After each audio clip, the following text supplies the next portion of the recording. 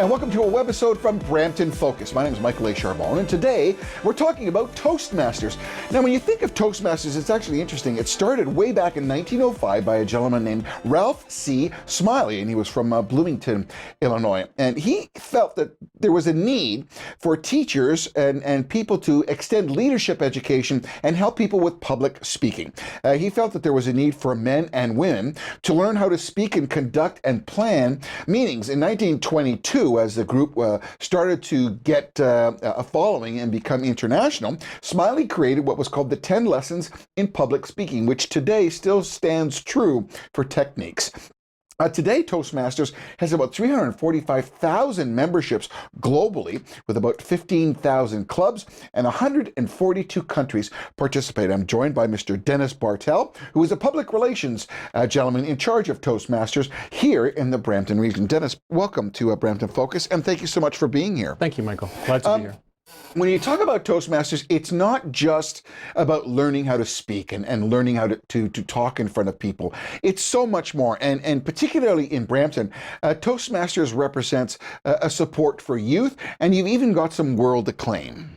Yes, the last 2 years, the Brampton resident has actually been in the World Championship of Public Speaking semifinals. Roger Caesar, he went to Las Vegas to participate, and then into Washington as well. And so you look at about 100 districts, and within the districts, they have their winner that is going there. When you talk about an international voice, and again, we're talking about Roger Caesar, who won the Olympic or the World Champions, the values that Toastmasters promotes from an international standpoint is integrity, respect, service, and excellence. And when they talk about a mission statement, you know how all corporations have a mission statement, which is what they're focusing towards. It's empowerment of individuals to become a more effective communicator and leader. Now, you have about 12 clubs in Brampton, and you're just starting to initiate another effort, which is your Advanced Club. How does that play into Brampton? The Advanced Club is for those that have completed the basics of public speaking. There's a communication side and a leadership side.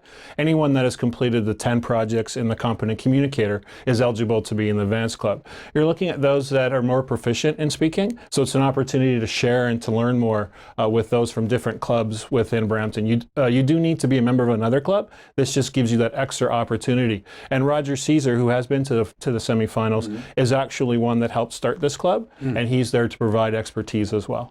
Now, when you say the word club, there is a membership, but it's a group that works together. Is that correct? Yes. So when you talk about people who want to be community activists and want to become involved, politics can be one of those streams. How important would Toastmasters be in grooming someone who wants to get involved in public service and be involved in politics? A Toastmaster meeting or Toastmaster club gives you that opportunity to practice. You're learning different skills. You're practicing in a nice supportive environment.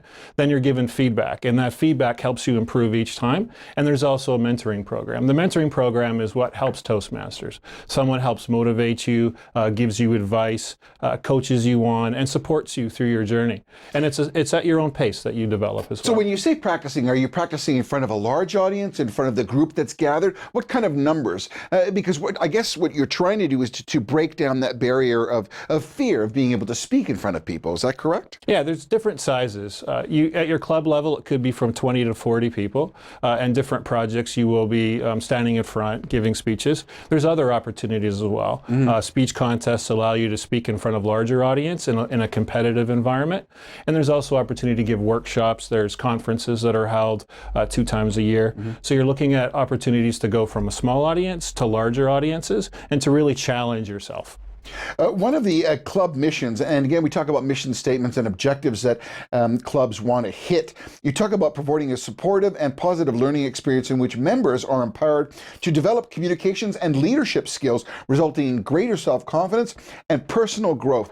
There's a huge component of youth that is involved in Toastmasters, and you get involved in the criminal justice system, in helping youth, and in some of the integrations back into society. So it's very, very important. How much of a part do you think Toastmasters plays in helping groom those kids who may have never been in trouble and those who may, and when you put them together?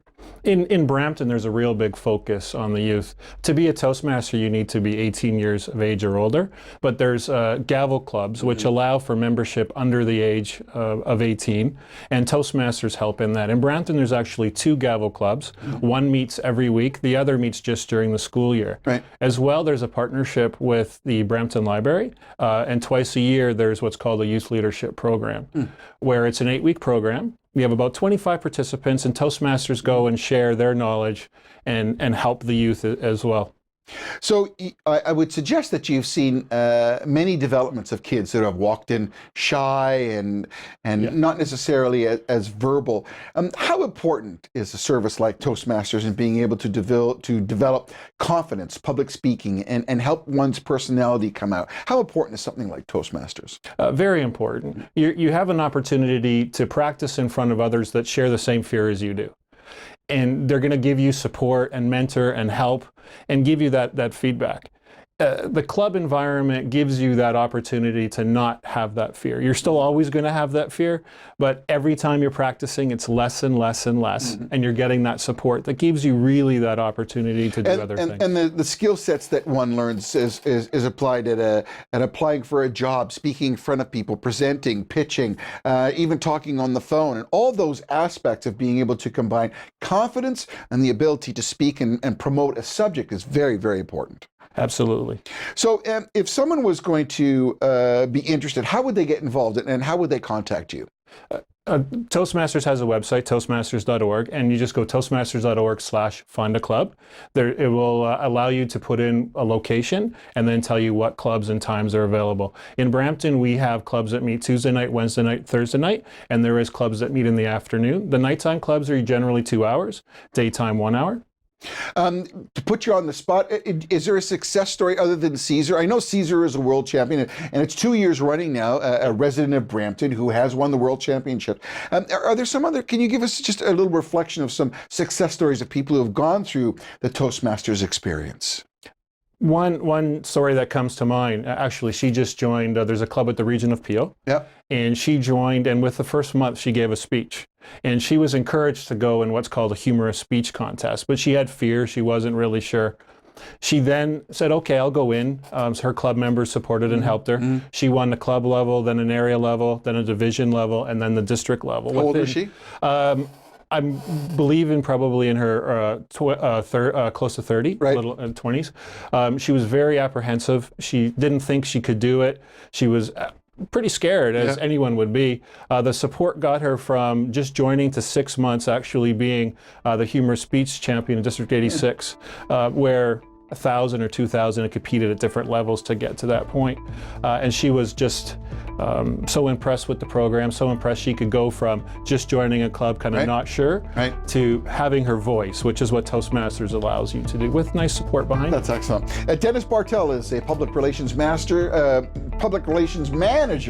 for Toastmasters. Thank you so much for being here, and thank you for everything that you do. We encourage you to contact Toastmasters.